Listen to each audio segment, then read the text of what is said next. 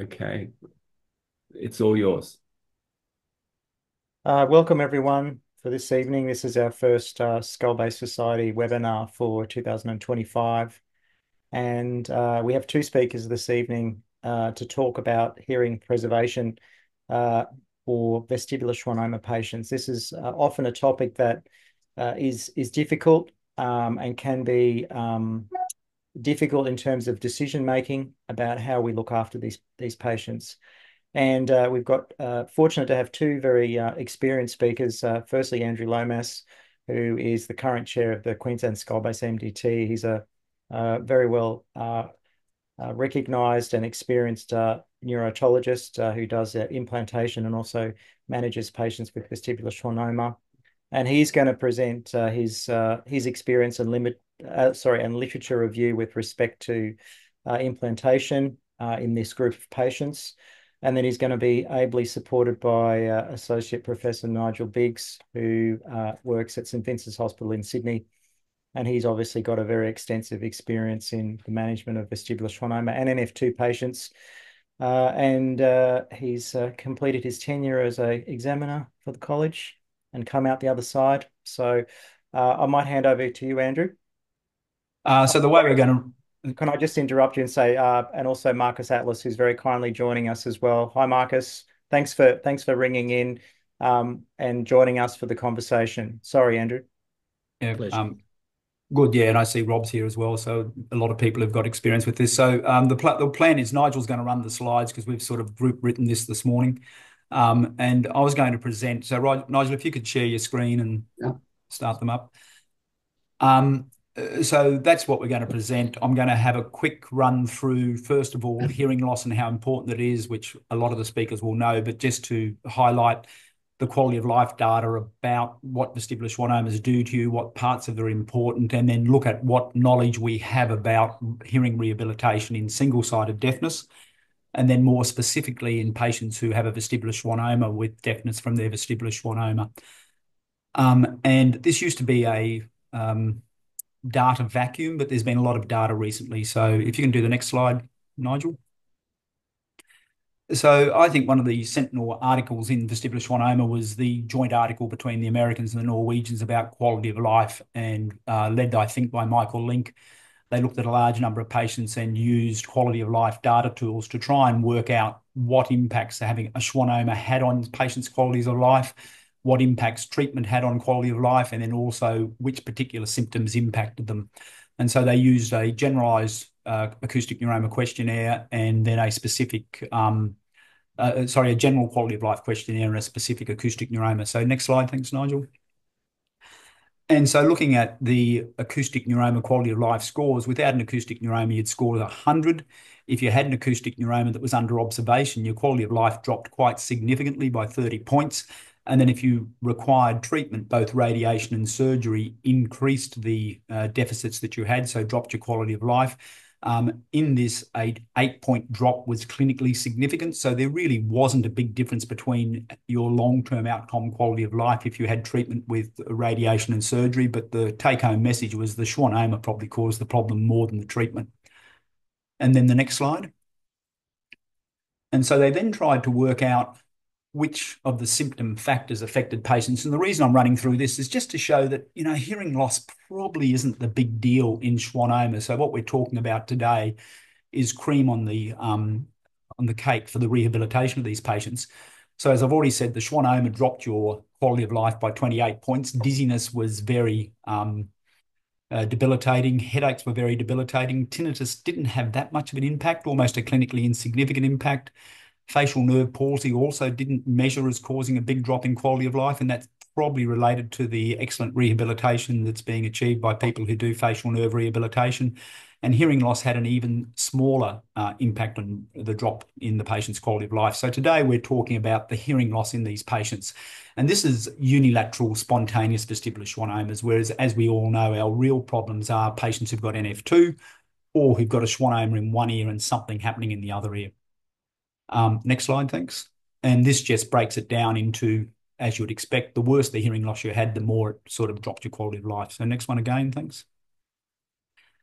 So the Danish, as you know, having their closed health system, have a huge database on untreated vestibular schwannomas and treated vestibular schwannomas. And what we've found that as time has gone forward, we're getting people with better hearing. So where only 3% had excellent hearing back in the 70s, 20 or 10 years ago, up to a fifth, and now even more patients are presenting with excellent hearing in their vestibular schwannoma, ear or serviceable hearing. Next slide. And that's probably related to the fact we're doing more MRIs and we're picking up smaller tumours. So again, we've got to be careful with what we do, and we talk about what we're going to do for hearing rehab, because a lot of these patients have good hearing to start with. And next slide. And so this is the natural history of what happens if you don't treat patients. And so if you have speech discrimination better than 70% in your vestibular schwannoma at presentation, at 10 years of follow-up, 50% will maintain that hearing. So untreated vestibular schwannoma has a reasonably good outcome with regards to speech discrimination. And next slide. And if you've got excellent speech discrimination at presentation, which we're now seeing, the outcomes of preserving that hearing across time are even better. And so I think this data says that if someone's got excellent hearing and a relatively small schwannoma, so their mass isn't a problem, perhaps the best hearing rehabilitation we can do is nothing, because the disease itself is pretty benign in a lot of patients. Next slide. And a lot of this stuff you'll all know.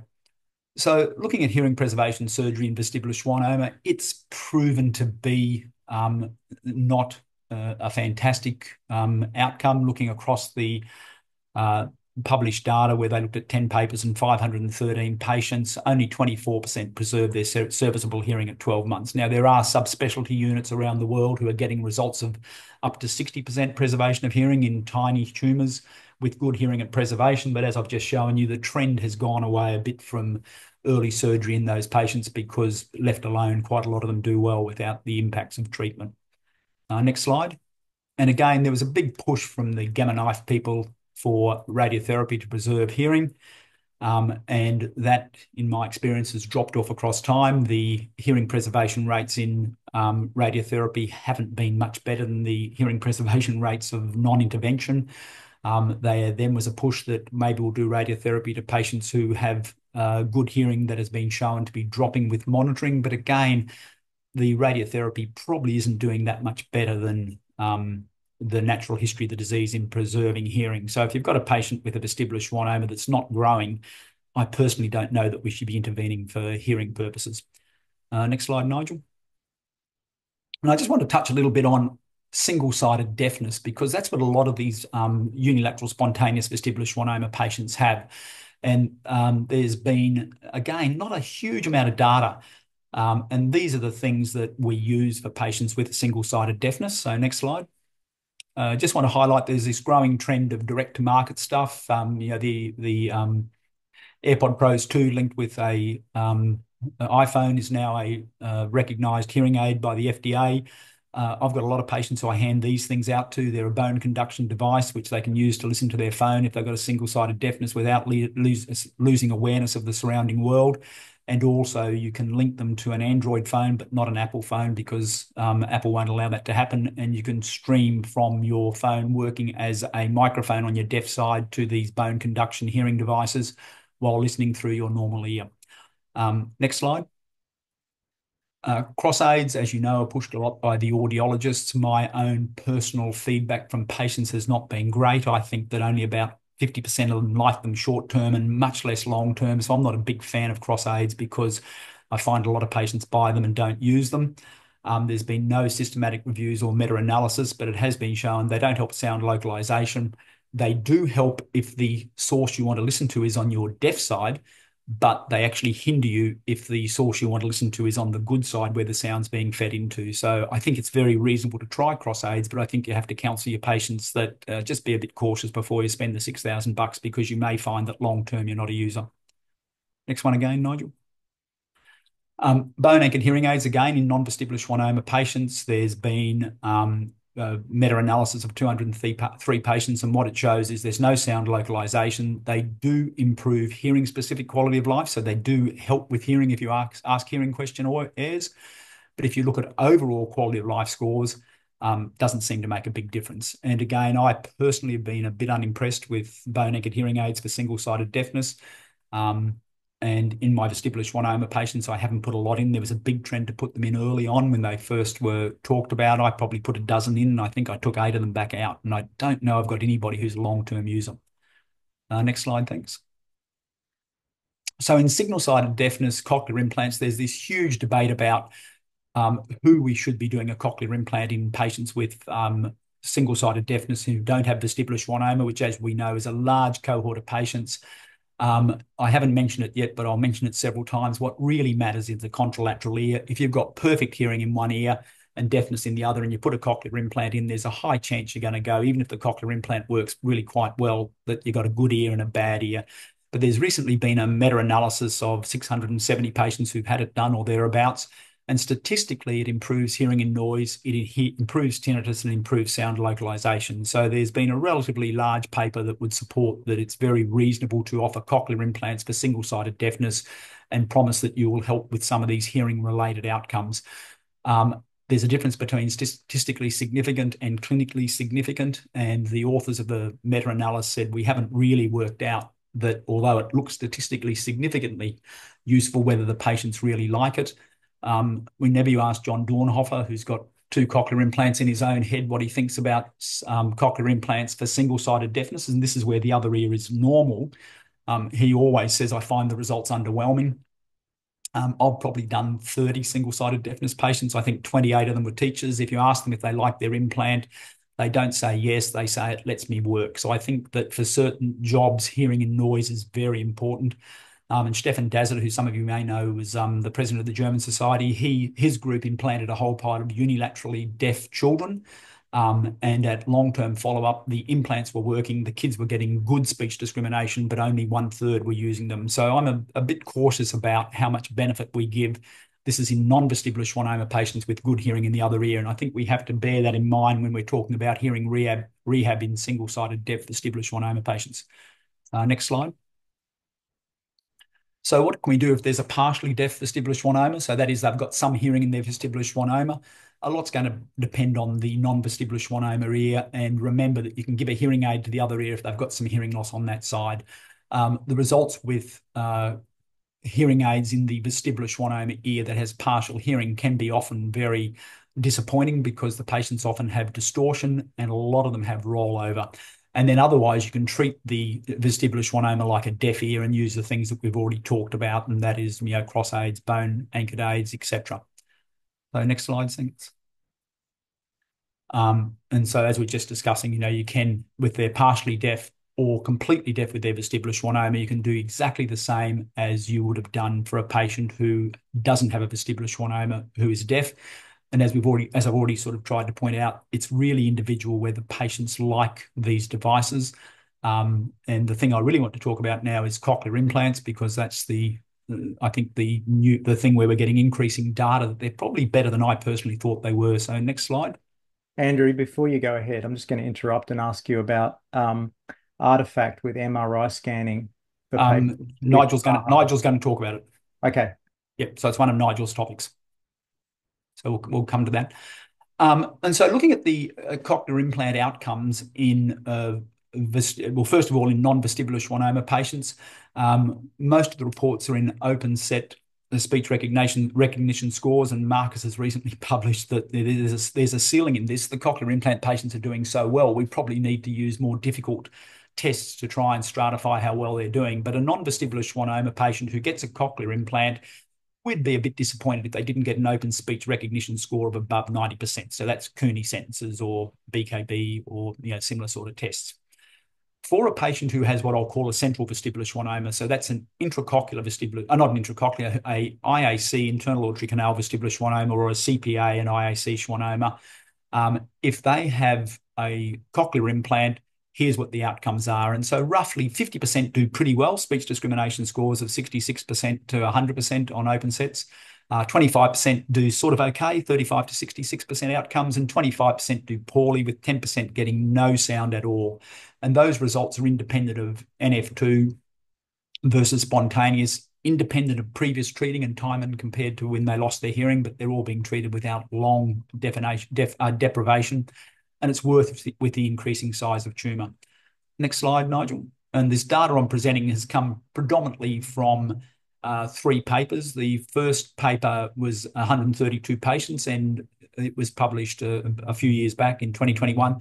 And not surprisingly, 90 of the patients who'd had the implants were NF2 patients, because that's where we've been really struggling in these bilaterally deaf patients, and only 42 were spontaneous vestibular schwannomas. The second paper looked particularly at radiotherapy, and they were on 33 patients who'd had radiotherapy and then implantation, and all but one crossed over with the first paper. And recently, Inaconi is part of Stefan Plonke's group. They've just published a meta-analysis of 111 patients who had intralabyrinthine or intracochlear schwannomas. So interestingly, almost the biggest series has been for patients who have these rather rare schwannomas that are situated just in the cochlea. So next slide. This is a breakdown of how they did with their speech outcome scores on the left-hand side versus what their history was. And the point being, it didn't seem to matter if they were NF2, if they'd been observed before they were implanted, if they'd had radiotherapy before they were implanted, or if they had surgery before they were implanted, or whether they were spontaneous cases with the same things. The outcomes were pretty much the same in all those different scenarios. And that's 50% pretty good, 25% in the middle, 25% not so good. So next slide. And so that's sort of the take home for central vestibular schwannoma outcomes from cochlear implant right at present. And just to stress again, the patient satisfaction with those outcomes will be so dependent on what's happening in the other ear. Next slide. And this is sort of a summary of the meta-analysis on cochlear implants in patients who had schwannoma within the labyrinth or the cochlea. And I guess sort of not surprising, they actually got really quite good outcomes. And so they were getting a large number of patients who had very good speech discrimination scores. A lot of these are European patients, and they're using different tests from us, but the authors said the results are very, very similar to cochlear implants in standard single-sided deafness patients, much less poor results than compared to people who had a schwannoma in their internal auditory canal or in their CPA. And there was a trend to worse outcomes if the tumour hadn't been removed, if you staged the surgery, if it was NF2, or not surprising if the disease spilt over into the internal auditory canal. But basically, these inner ear schwannomas do pretty well when you implant them. In terms of speech discrimination, patient satisfaction, another question. Next slide. And then I was going to hand over to Nigel. So this is just to try and give you a bit of an overview of how important hearing is for vestibular schwannoma patients, what outcomes we get with hearing rehabilitation, and then the actual data to try and help make decisions when we come to specific patients. So Nigel's going to share a few other things we thought were important. Yeah, thanks, Andrew. And this is a few bits and pieces. For those of you who don't know, the World Federation of Skull Base Society combined with North American meeting just last week, and my husky voice is because I got back on yesterday. So the points that I took out from a sort of otology skull base perspective, there's certainly some early discussion in the meeting about the suggestion from the VCAS and VSAS K1 study suggesting upfront SRS for vestibular schwannoma. There was fair bit of discussion with that, but I think the trouble with those studies, if you look at them where they're comparing patients they're comparing 2 groups of patients, one being natural history observation and the other being upfront SRS, showing that the outcomes for the SRS patients are quite good, but based on the fact that 30% of those observed patients didn't require any treatment, means that at least 30% of their SRS patients have had treatment unnecessarily. So there's a few problems with those studies, but there was a bit of discussion about that. Without sounding too cynical, there's funding is now starting to become available in the US for single-sided deafness. So hence there's a lot more interest in cochlear implantation for vestibular schwannoma. And as Andrew's discussed, certainly the results can be a bit variable. And as Andrew alluded to, the smaller tumours seem to do better when they look at the average size of tumours that they're implanting. patients on this sort of, about 13 millimeters in diameter. So they're not big tumors. Other important things that came out, British Skull Base Society, they've been very keen on looking at their data for long-term follow-up of patients with vestibular schwannomas and how often you have to surveil them and so forth. And their data shows that if you have a patient over the age of 70 who's been stable for more than 10 years as far as their tumour, their risk of growth is 0.2%. So they're actually arguing that really after 10 years, a patient over the age of 70, you don't really need to bother scanning them. Now, of course, that depends on your risk for your appetite for medical legal risk. And the Americans totally disagree with that because they're not going to tolerate any medical legal risk. But that was certainly the British perspective. The other thing that came out was medical therapy for NF2 schwannomatosis. There's a number of trials still going on. A lot of you be aware of those trials, but the INTUIT trial is still going with brigatinib, which has been the sort of latest thing. It showed some initial promise. About a third of patients seem to respond as far as a little bit of tumour shrinkage and preservation of hearing. But really, I think at the end of the day, brigatinib has shown that it's quite not bad for the meningiomas in NF2, and it's not bad for the non-vestibular schwannomas. But for the vestibular schwannomas, it's pretty marginal, and it's certainly not anything better than bevacizumab at the moment. Neratinib is still an open trial. There was no discussion of the data for the NFCTC trial. And I've just listed a few other things there. The two in brackets, those trials are done and dusted, and people have realised that those medications really don't work. There's still in the US a bit of a trend giving patients aspirin to see if that can help preserve hearing. But probably the other thing that's more recent that a lot of you will be aware of is losartan, the angiotensin II receptor blockers, and showing that studies certainly demonstrating that this could prevent hearing loss in schwannomas, observed schwannomas. It's thought to reduce fibrosis and inflammatory signal in the tumour microenvironment, and as opposed to normalised tumour vasculature, reduces edema, and actually thought to maybe be useful in radiation therapy.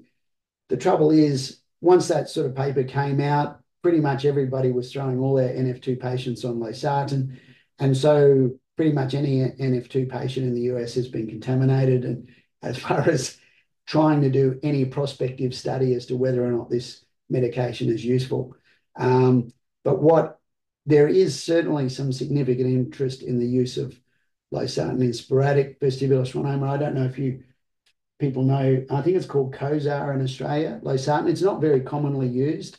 As an ARB, there's lots of other more effective ones. So the cardiologists tend to use telmisartan and all the other parallel ones. Not many actually think losartan's a very useful drug, but it's quite commonly used apparently in the States.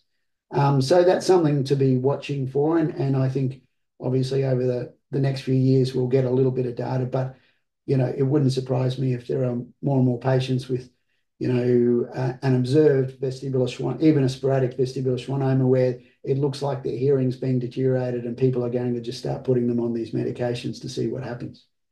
But it would be very useful to have some actual prospective studies in this. Other ones, bevacizumab, interestingly, has been used for the acute hearing loss in SRS patients. If they have SRS and get an acute loss, it has been shown to demonstrate some benefit in restoring hearing, and certainly not used sporadically for sporadic VS patients. So that the BEV's really for the NF2 patients, but again, I'll put in brackets routinely because, again, there's some people who are starting to look at that. The other thing out there is there are these things called low abundance proteins in your blood. A lot of, simple blood tests when you're looking for protein markers to try and demonstrate tumours that are rapidly growing. The amount of proteins in the bloodstream are exceedingly small, but there are new molecular techniques that are being able to pick out these proteins. And that's something that may show some promise where we might be able to pick out which tumours are going to grow in the future. But that's still research phase. So they're the sort of updates that came out of the recent meeting. We mentioned about what are the effects of implants on MRI. We all know that MRI and having a magnet is an issue. Certainly can cause problems with imaging. And I suppose one of the things that we're starting to run into is, given everybody's got a 3T magnet now, there's a lot of centres that aren't able to image the older implants. So, anything from the 5 series and which are the cochlear devices, and the older Med-L and AB devices, they really can only tolerate the 1.5T magnet. So it is getting a little bit more of an issue. As we know, you can flip magnets, you can cause pain, you can cause movement, you can change the magnetic strength. And how we get around that with imaging techniques, if you talk to the radiologists, they recommend TSE sequences, really trying to position the head so the artifact causes less issue on the CPA if you're looking at the CPA, and altering the specific bandwidth parameters on the scanner to try and get a decent picture. But it remains an ongoing problem, and I suppose it will be an increasing problem if we are starting to put implants in our post-treated VS patients. People have seen this, everything from a BAHA Connect on the left side of the screen to a bone bridge on the right side of your screen, depending on how much magnets in there as to how much artifact you see. This is a patient who's had a CI actually put in on the right-hand side. They do have a tumour on the left, and I'll show you the case in a bit. But just as a comparison, this patient actually also has a magnetic shunt in, and that's the artifact from the magnetic shunt compared to the CI. Doesn't look like much on this image, but the left-hand side of that axial image is actually quite disturbed. It doesn't quite show it as much. But certainly the magnetic shunts aren't so much. Everybody asks me now and then about ABIs and imaging. Certainly if you take the magnet out, it's not too much of a problem. You can see there the CT scan, you can demonstrate it. And if you've got the magnet out, it's a much more limited shadow that you're seeing from any implant. But the big problem with our NF2 patients, of course, is they've got multiple pathologies, usually multiple meningiomas. And once you start introducing significant artifact, it becomes very difficult to follow some of these other tumours. So it can be a big issue having a magnet in place. If you leave the magnet out, they can use it, but it's a real pain. They have to try and use little stickers and things like that. So most people will try and leave a magnet in. As far as auditory brainstem implants that you're all well aware of, I mean, they've been around for a long time, but they're still very limited in their use due to, it is difficult surgery and particularly limited audiologic outcomes, which is why I think implants are enjoying increasing use. Interestingly, I think the NF2 community, the patients themselves have very mixed view of it. A lot of them will know of patients who have had implants, ABIs, without much success. And certainly there are many who are a bit cautious about that concept. And we're always torn with these NF2 patients. If you're thinking about an ABI specifically, would it be you put in an ABI when you take the first tumour out and put it in a sleeper mode? But the trouble is, over time, we've found that essentially most of those patients will never actually use their ABI. Or do you wait until you're actually operating on their second tumour when they're totally deaf on the other side? They turn up with a very big tumour, and then you're just trying to offer some sort of hearing rehabilitation. And the problem we've got, as you know, is they've got very distorted brainstem. If you look at the results in the literature, it does vary quite a bit. I think, Dornhofer's paper showing, 12% achieved open set word score. That just means they achieved it. I mean, it can mean anything from 3% open set to 80% open set, but it's not high. You know, some showed that about 50% were users at 5 years. I think our experience, which is very limited, and that dates back to the time of Marcus and Paul Fagan putting in, you know, we've got a couple of users, but really the majority have not ended up using it. And pretty much all the patients we put sleepers in have not used it, though I've got somebody who might be going to use it soon because their hearing in their good ear is disappearing. So yeah, look, they're very limited results. So I think, and part of that, of course, is that difficulty in the mapping these electrodes. I don't know if you can see my cursor, but you know, I'm sure a lot of you appreciate that, you know, when you put these implants in, there's no little marker that says, hey, I'm the cochlear nucleus. And even with electrophysiology, you're never sure that you've got the entire plate of electrodes on the cochlear nucleus. So hence we get quite variable results where you're getting half the electrodes are working or a third of the electrodes are working. And I think that leads to the limited results. As far as NF2 or NF2-related schwannomatosis, which it's officially called now, you know, as you all know, it's that spectrum of disease from, you know, patients presenting with fairly mild disease in their 30s and 40s who probably have mosaic or less severe mutations to those presenting very early with severe truncating protein truncating mutations with multiple meningiomas and extensive disease. And it's a meningioma burden that generally will lead to the shortened life expectancy of these patients. And of course, I think most people would agree, these complex patients just need to be managed in an MDT because unfortunately this graph, you know, which is 20 years old, still applies. You know, you present young with your NF2 related schwannomatosis, you've got a very short life expectancy. And I don't think we have made an enormous impact on that over the last 20 years. A small impact, but not a major impact. So, you know, what are our options for NF2 related schwannomatosis? I've just tried to sort of summarize how I sort of think of things, you know.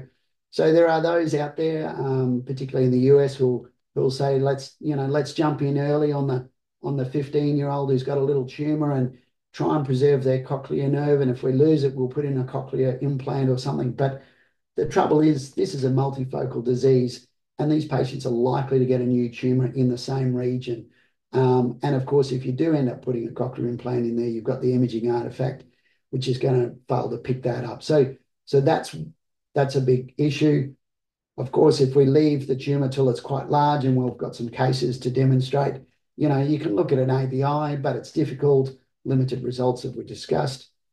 Early SRS for NF2 patients, it's certainly possible. The results are variable, as Andrew was alluding to.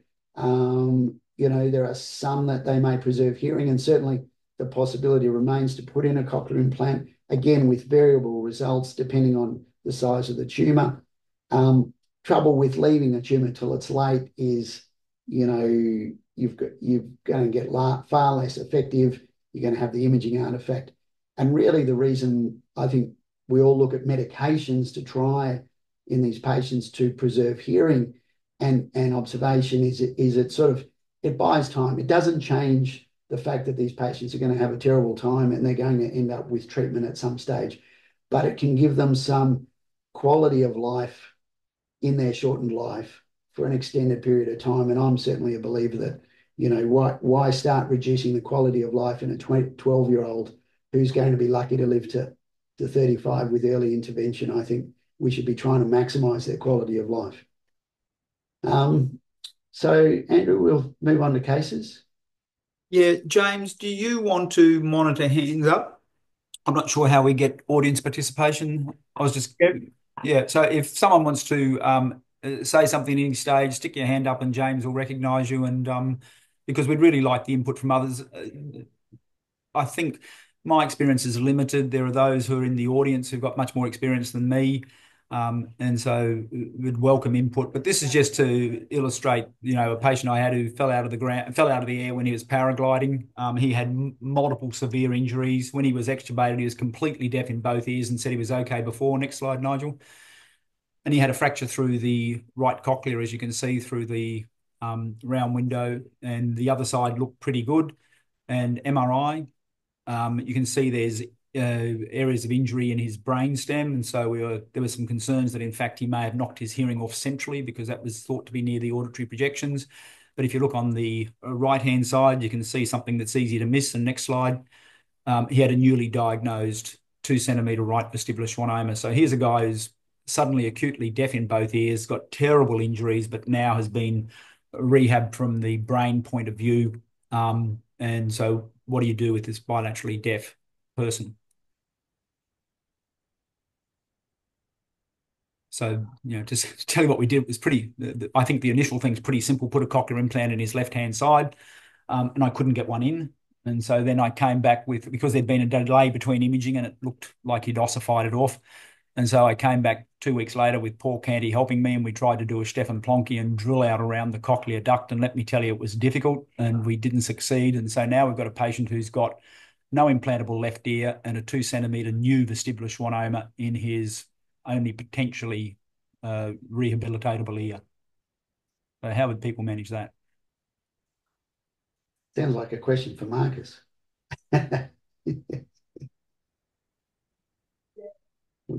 Marcus would have got it in the first year, but anyway. We can't hear you, Marcus. I don't think. Just unmute yourself, Marcus, if you can. Sorry, I took my apology. I thought I unmuted myself. It's a wonderful case, and I'm very pleased that they inhabit Queensland and not Western Australia. But I think, can I ask you what happened when you tried to implant the other side? What did you find? Somewhere between surgical incompetence and disease-specific No. factors, but no. So the basal turn was ossified and just couldn't see where it was, and so I tried to drill out the ossification. And it's remarkably hard to drill that basal turn where it goes in under the cochlear without, clenching very tightly behind yourself. And I think you've done more of these intracochlear ones. I've done none of them. I suspect it's not as difficult when you've got a tumour helping you find the duct, but in an ossified thing where I thought I'd gone round anteriorly, I ended up drilling into the vestibule when I thought I was in the cochlear duct. And so we laid an implant in a coil, thinking we'd done something perhaps reasonable. And on the post-op CT, it was in the basal turn and then into the vestibule, and he got nothing out of it. Yeah. And the scale of vestibuli? Drilled for it, and it wasn't there either. Yeah, so I went up and forward first, and even tried to go from the top down as well. Tried to go apical and feed retrograde, and the whole thing just couldn't find anywhere. I don't know why. I don't know why. Post trauma. Yeah, I know. I don't know either. That's the other question: is what happened here? Obviously it bled, or there was a lot of trauma, even though there wasn't a big fracture on that side on the CT. There's a lot of trauma, intracochlear trauma on that side. It's just that was the one that looks the one that you wanted to go for. But anyway, you did. And so then for me, we got to manage the opposite side now. So he's deaf. And so that's despite some of the things that have been said, I think that his quality of life relating to deafness, despite the fact that he's got an acoustic neuroma on that side, would be extreme. And that would be his primary disability in life is his bilateral profound sensorineural hearing loss, and that he would want to do something about that. And so I would discuss that with him. So knowing whether this is a grower or not is going to matter. And so I know it's a big tumor. I know it's on the brainstem, but it doesn't necessarily mean it's going to grow. And so I want to know whether it's going to grow. And if it doesn't look like it's growing, at least in the short term, he'll get an implant with me. And we'll try and rehabilitate his hearing in that ear. And in sporadic acoustic neuroma, we've got some, but I was lucky enough to get invited to, Matt Carlson invited me to the Mayo temporal bone course. It was wonderful, actually.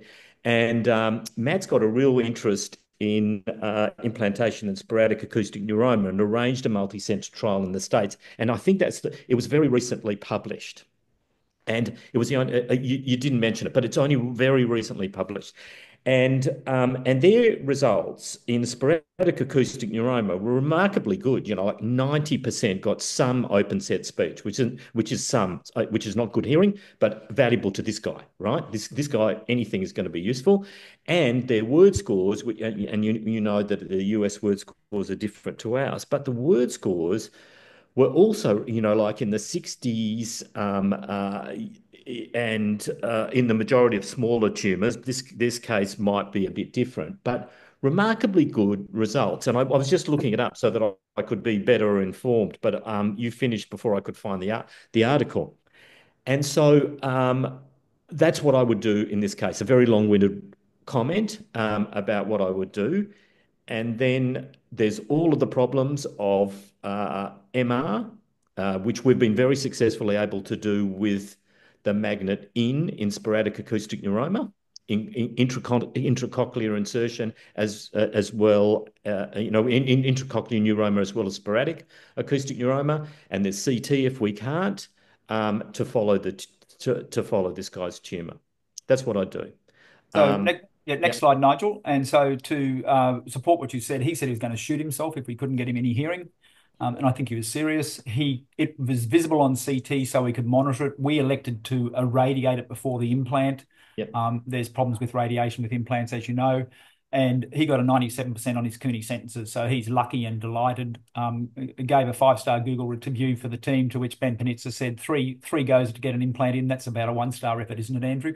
But nonetheless, it's to show just what you said.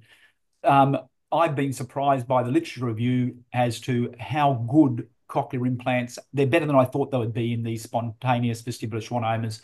And in the contralateral deaf ear, you know, they're a godsend for the patients. Yeah. So next case, and this is one who hasn't had treatment. So and so this is a woman in her mid-30s, and she's this. Sorry, I just couldn't figure out my hand up on this thing, but I just wanted to ask a question.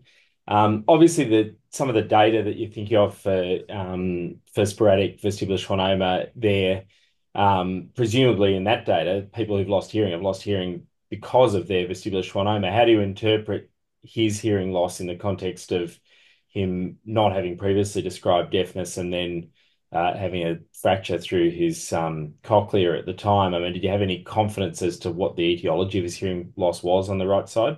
No, we're a bit worried it might be central from those brainstem changes, and you're on a loser the whole way through. So, you know, we gave him very low expectations that he's going to get a good outcome. Obviously, it was probably the cochlear fracture.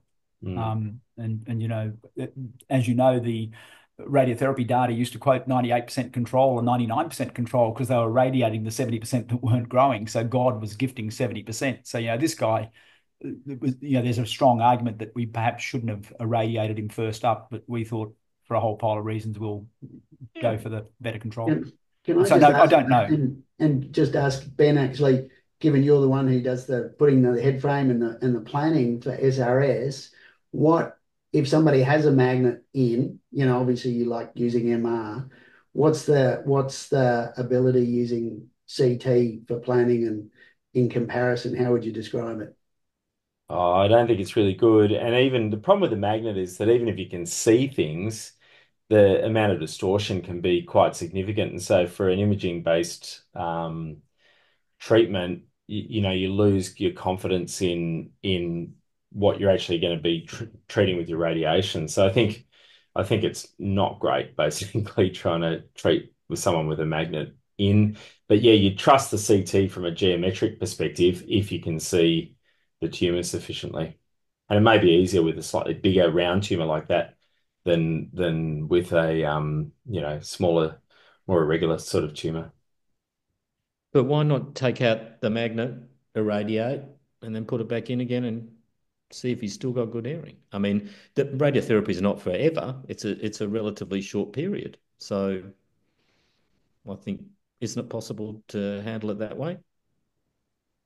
I think for sporadic vestibular schwannoma, the failure rate is somewhere between 5 and 10% in the first decade, and then the failure rate in the second decade is probably a little bit less than that. But then we don't really have good data. Even the second decade, there's a lot of people that have dropped out. So I don't know if it's I don't know if it's it may be that there are people who are going to be under control in 30, 40, 50 years' time as well. So you don't know. We might crack on. We've got a pile of cases. So just to so this next one's again one of the conundrums where she's had treatment to her right side in the past, and you can see the right-sided hearing is pretty poor. That hearing drop occurred 12 months after her right-sided CPA chondrosarcoma was treated, and then she's turned up with a vestibular schwannoma on the contralateral side, and it's growing quickly, 6 millimeters per year. And her left ear, which is her vestibular schwannoma ear, has a 40 decibel four-tone average, pretty good speech discrimination, but then she rolls over quite a lot. So amplification is not much good to her. And so then next slide. And so there's her imaging, her right side, which has got the poorer hearing and stable hearing over a long period of time, has been got the post-surgical changes. And this is the second MRI, which a small intracanalicular schwannoma has now grown to be poking into the CPA. Next slide. And so, and then she's got a lot of hardware from her previous surgery on the side that's got the poorer but stable hearing. Next slide. And so the question really is, and this is a lady we haven't treated yet, what do you do with a woman who's in her mid-30s with a rapidly growing vestibular schwannoma? I've left out the numbers there, but they were 40 decibels and 80% for the left side, and for the right side, they were 50 decibels and 40% speech discrimination. Ben, what would you do with her?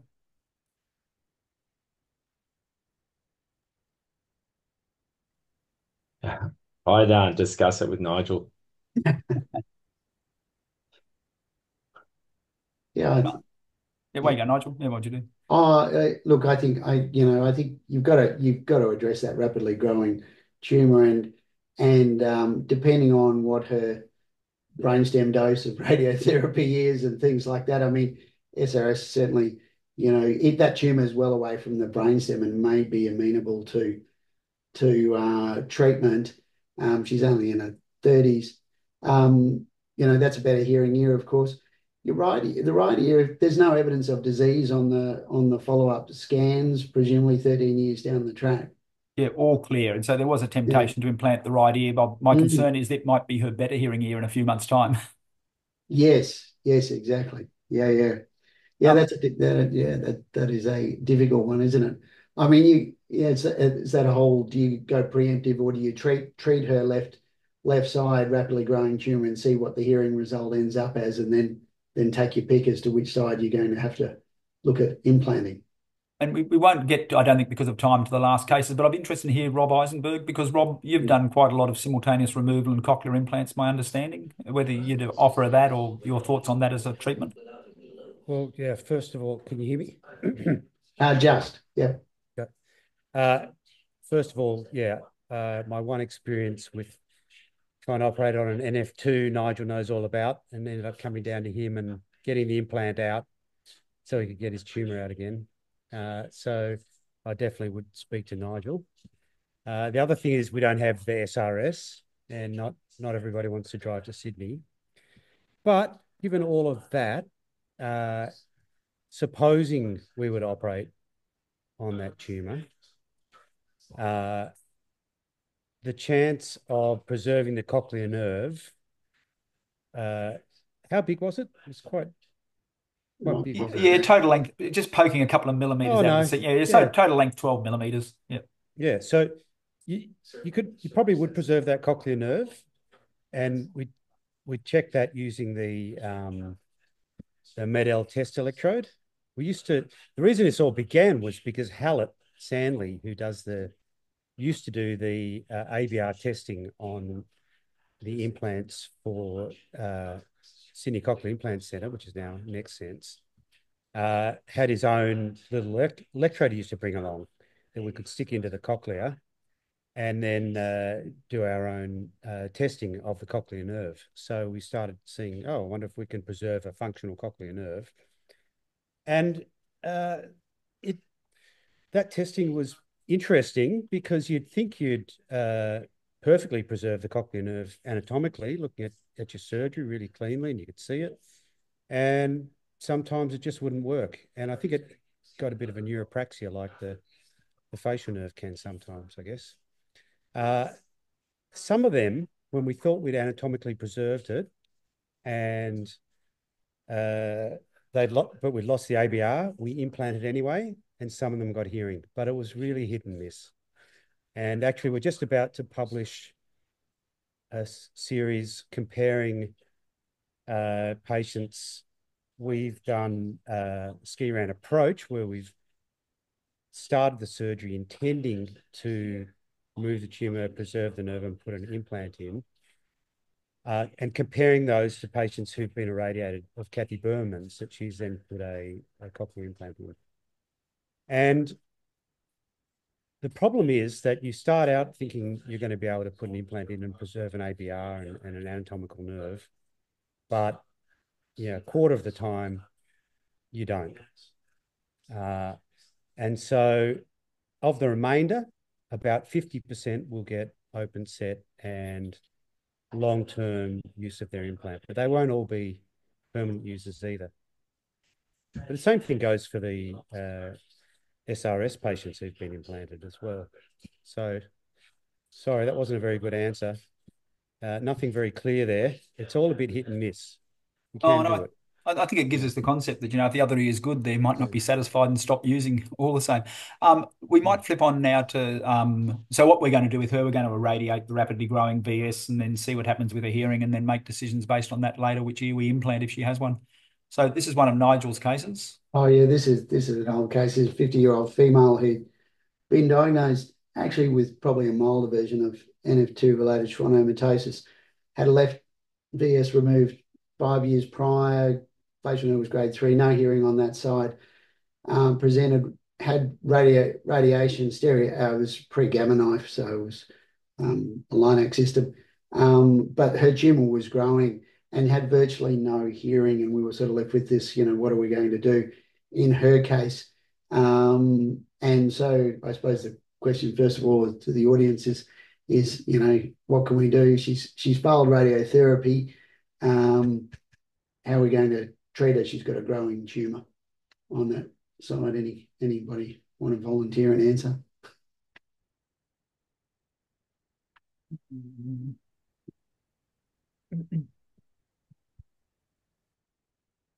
Oh, you're just muted, James.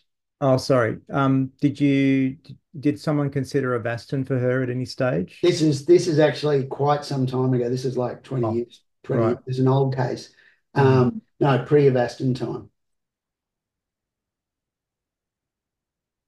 We were using Avastin 20 years ago, Nigel, at St Vincent's. Thank you very much. And but you're right, not as commonly and not really. Yeah. Didn't have quite as much access. In fact, it was a nightmare for access. Nightmare. So basically, she was one that we did a translab and ABI, and that's, and I was a bit skeptical because she sort of had her brainstem irradiated as well. And she's been one of those few people who have actually persevered with it. She gets pretty much an aid to lip reading, environmental sound, but 23 years later, she's still using it intermittently. She's not, 8 hours a day using it, but but the other interesting thing is, because she's been a long-term user, is the number of active electrodes has actually decreased over time, which is something presumably related to some sort of scarring or movement of the electrode over time. But this was sort of pre-medical therapies, that case. Yeah. This is your other classic NF2 presentation. 20-year-old male on bevacizumab, bilateral sensorineural hearing loss, presents with morning headaches, increasing imbalance. He's got some papilledema. You can see he's got hydrocephalus. That's his scan. And so, we're sort of faced with this guy's got his, impending hydrocephalus. He actually, interestingly, we did a retrosigmoid subtotal resection initially because we really just wanted to get him out of trouble. And then he went back on the bevacizumab for about 5 years, but the tumour, the residual tumour regrew. The reason we did a subtotal at the start was we thought, oh, well, he's actually got reasonable hearing. If we do a subtotal, we might be able to preserve a bit of hearing on that side, but of course we didn't.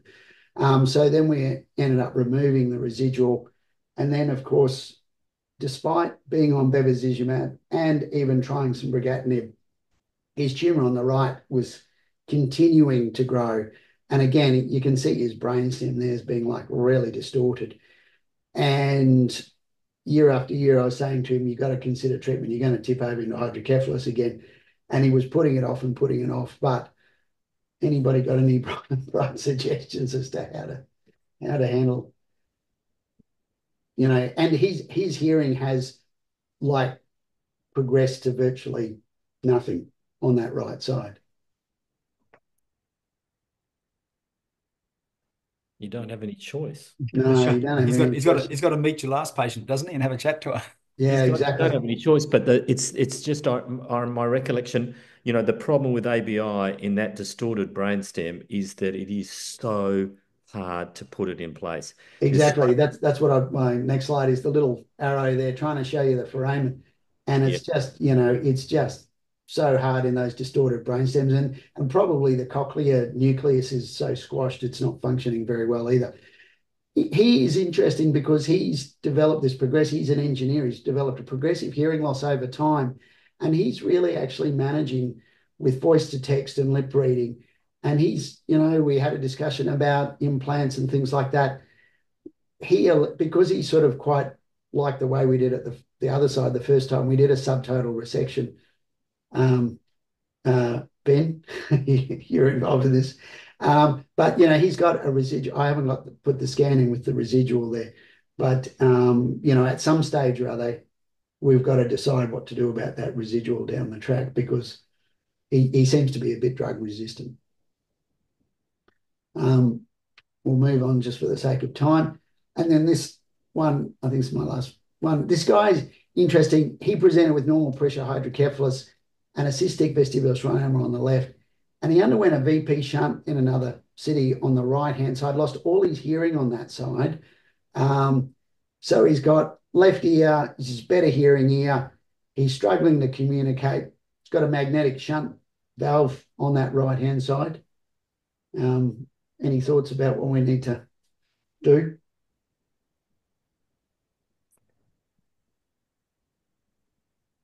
Implant on the right? Yep, nodding. Ben, can you tell us what are the issues with magnetic valves and whacking an implant magnet right next door to it? Yeah, I'm not 100% sure, just whether the shunt's going to be in the way. But you can always move the shunt and put it somewhere else. You can put the valve up a bit higher on the head and put a frontal catheter in or something if you have to. So I don't know that it would be a problem to have. I'm not sure whether it would be a problem to have the magnet close to the valve.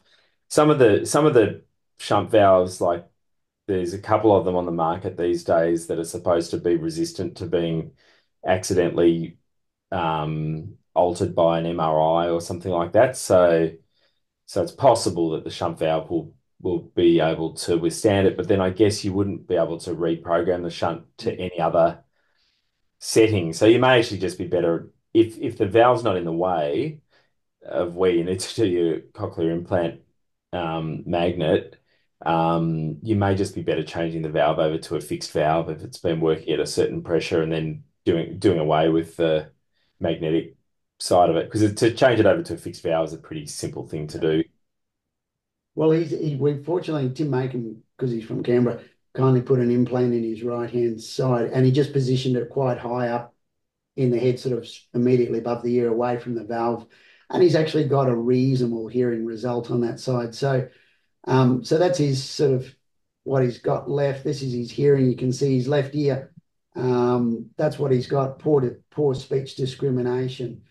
But our plan, and I'm very open, but Ben and I are hoping that at sometime in the next month or so, we're going to try and do a retrosigmoid decompression and monitor his hearing and see whether or not we can just, because he's 70, if we can just decompress that cystic tumor without going for it and maybe preserve some hearing on that side. But I'm certainly open to any better ideas.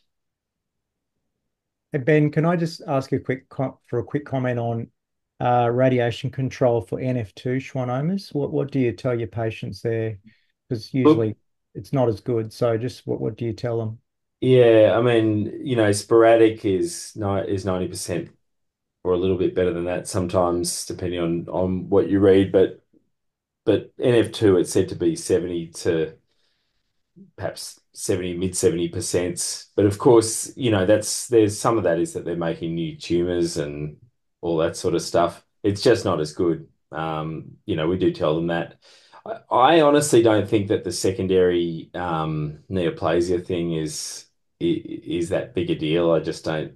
I just feel like that's a bit overblown. So I'm not so worried about that. I'm more worried about the tumor control. Andrew, we might just do one more. Would that be all right? Yeah, I'd quite like to, rather than doing one more, because there's a couple of more hopeless NF2s that we've got there, and I'd be quite interested, just rather than doing the cases, just hearing Marcus talk a bit because he's probably got the most experience in this. Marcus, I think the growing trend is going to be pressure from patients for cochlear implants in the vestibular schwannoma, unilateral spontaneous, who've read these good results that are being done coming out, and also cochlear implant in the intracochlear disease. Would you like to talk about where you think we should be and where we should land? It's easy if they're deaf in their other ear, then you want to go for it. But if they've got good hearing in the other ear, are we giving false promise if we start doing this stuff? Yeah, I mean, I think we all know all of us who are involved in implant surgery, we know that the management of single-sided deafness with normal hearing in the contralateral ear is controversial. Cochlear implantation in that group, whilst the results are pleasing, the long-term impact is less pleasing, because if you start looking at the numbers after 12 months, and there's not that many, but if you start looking at some studies of use after 12 months out to 24, 36, I haven't seen anything at 5 years, the numbers start to drop. So they just don't. It's like cross aids, and it's like that the motivation for them starts to, presumably this is the reason. I don't think that, from what I've seen, it's not that the implants function less well, it's because they can't be bothered with it, or they can't be something with it, so that they don't use them as much as they do in the first 12 months. And the problem is all of the results are published in that first few months and 12 months, and then long-term use is less common. But what we haven't really discussed is that the majority of patients with acoustic neuroma are not 20. And these patients have got contralateral hearing loss. They have got it. And of course, we all here manage that ear by putting a hearing aid in their non-acoustic neuroma ear for hearing rehabilitation. But you know that they still have those same problems of difficulty with speech and background noise, and they can't localize sound because they've got no hearing in their acoustic neuroma ear. And so, or reduced hearing in that acoustic neuroma ear. So really we're dealing with asymmetrical sensory neural hearing loss rather than unilateral. And so that group of patients is interested. I'm getting somewhere slowly. They're interested in rehabilitation of hearing because of their hearing loss in the other ear, which is usually age-related progressive sensory neural hearing loss. Thank God they haven't got. We're not talking about NF2 because they're, as we've just seen, a nightmare from every perspective. But so that's what often leads me to want to do something in terms of hearing rehabilitation in sporadic acoustic neuroma, because they haven't got normal hearing in the other ear, and they won't have the normal hearing in the other ear. It'll be progressive, and we'll aid it. Of course, I used to aid them before they had surgery. I'd try to get them used to having hearing in the opposite ear. And then there was this ongoing discussion. And the thing that I noticed early on in the piece when we started implanting them was I was surprised by the fact they could hear so much. I was surprised that they got reasonable results. I was surprised they got reasonable results, particularly after radiotherapy. If I knew that they had a cochlear nerve preservation, I guess I expected that there would be some implant effect. But after radiotherapy in those days, we thought that they would get poor results with cochlear implantation. They didn't. And in fact, if you look at the studies that I've seen, the results after radiotherapy are better than after microsurgery with cochlear implantation. So they do okay. And they get not just crappy open set results, they get good monosyllabic words. So the problem is whether they'll continue to use them and what the benefit will be. Some of the quality of life studies that you've talked about today, we publish quality of life in acoustic neuroma, and I'm a believer. I'm not criticizing. All I'm getting at is that some of the quality of the hearing quality of life tools aren't great, aren't great. And often you read these things about quality of life with implantation, and you think, I don't think that really represents accurately what my patients are saying. So did you see those results that of course you did see the results that you just presented. And a patient with a facial paralysis has a no significant reduction in quality of life. I mean, I don't know about you, but I don't know that facial nerve rehabilitation is so great that I wouldn't notice a significant change in my quality of life with a facial nerve paralysis of House-Bachmann grade 4. I mean, it would impact my life.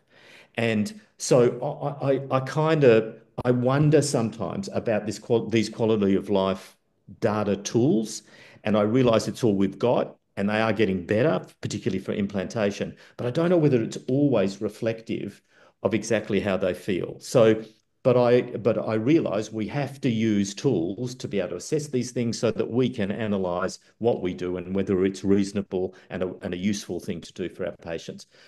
So it's changed over the years, in my view. My view about cochlear implantation in sporadic acoustic neuroma has become more encouraging, not less. I thought at the start it was going to be a rare and possibly useless thing to do. I don't know that it is. I think it is useful, but I agree with you. Whether those patients are going to be long-term users and whether they're going to say to us their enthusiasm equals our enthusiasm, I think it's going to take years, not months, to determine. So that's my sort of long-winded way of saying. And the final bit was intracochlear. I love intralabyrinthine schwannoma because I tell you they're good to implant.